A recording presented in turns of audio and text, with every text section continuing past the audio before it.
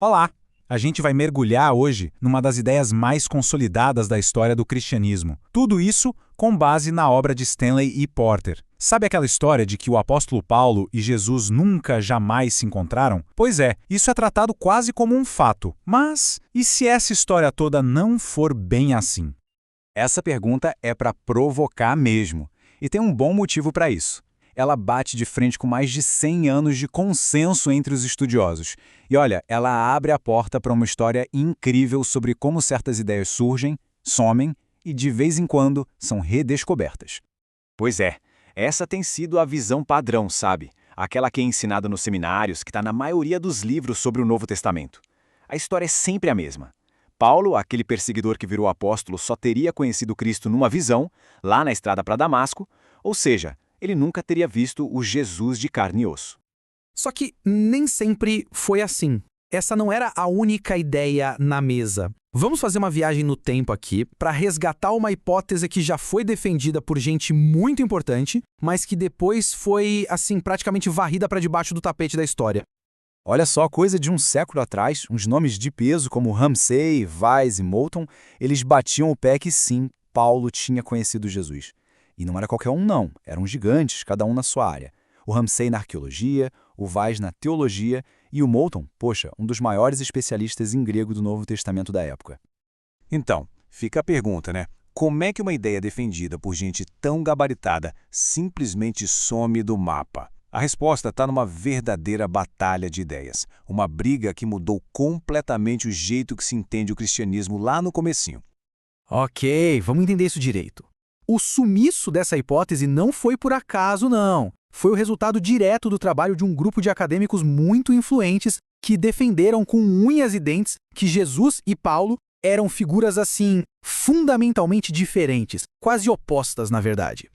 Essa divisão era a base de tudo. Pensa assim, de um lado, o Jesus da história, um mestre judeu totalmente ligado à lei de Moisés e a Israel. Do outro, o Cristo que Paulo pregava, uma figura divina, universal, livre da lei. Com essa separação tão grande, a ideia de que eles pudessem ter se encontrado pessoalmente virou mais do que improvável, virou teologicamente impossível.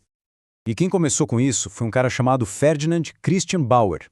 Para ele, o início do cristianismo foi uma grande briga entre duas turmas. A turma de Pedro, mais judaica, fiel ao Jesus histórico, e a turma de Paulo, mais grega, mais inovadora. Nessa lógica, não tinha como Paulo e Jesus serem do mesmo mundo. Aí veio William Wrede e foi ainda mais longe. Para ele, o Cristo que Paulo pregava não era uma evolução do Jesus de Nazaré, não. Era um tipo de mito de um Salvador que já existia por aí e que Paulo simplesmente colou na figura de Jesus depois da sua conversão. O impacto disso foi gigantesco, radical mesmo. Por quê? Se o Wrede estivesse certo, Paulo não seria um seguidor que continuou a mensagem de Jesus. Ele seria, na verdade, o criador de uma religião completamente nova. Isso separou os dois de vez, e a ideia de um encontro entre eles virou irrelevante. E para fechar o caixão veio Rudolf Bultmann, que foi talvez o estudioso do Novo Testamento mais influente do século XX. Ele deu o golpe de misericórdia. A interpretação que ele deu para um versículo-chave, lá de 2 Coríntios 5,16, basicamente encerrou a discussão por décadas.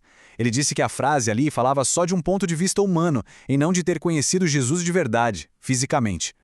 Mas e se todos esses gigantes da academia estivessem errados? É aí que entra Stanley Porter. Ele nos convida a reabrir esse caso, a olhar de novo para as evidências no texto, como se a gente fosse detetive, procurando pistas que todo mundo deixou passar.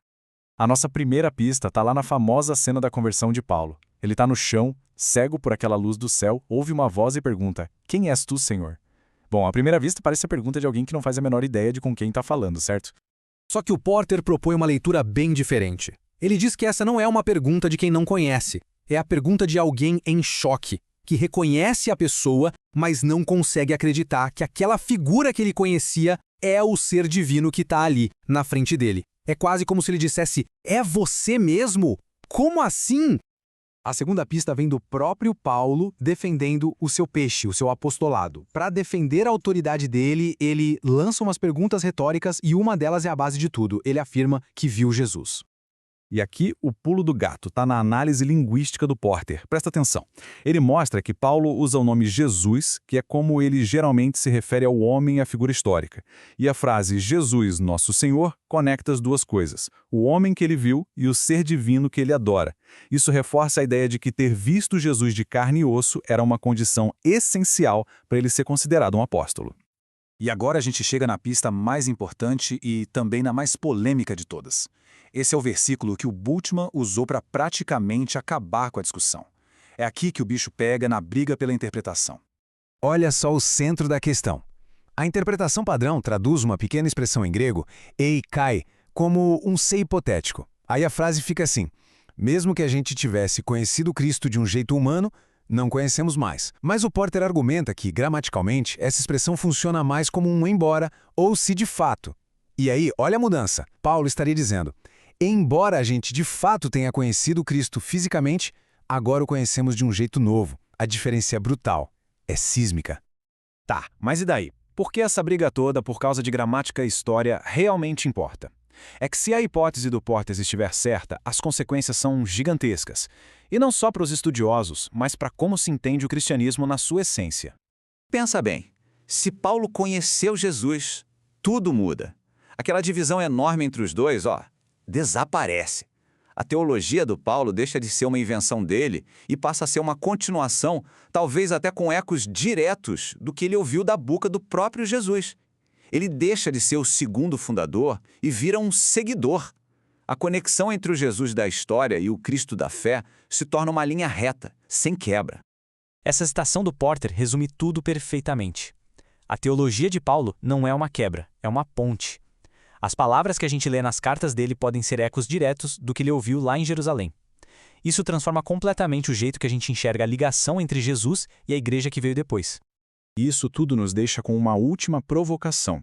Se a gente aceitar essa possibilidade de que Paulo realmente conheceu Jesus, somos obrigados a reler tudo que ele escreveu com outros olhos.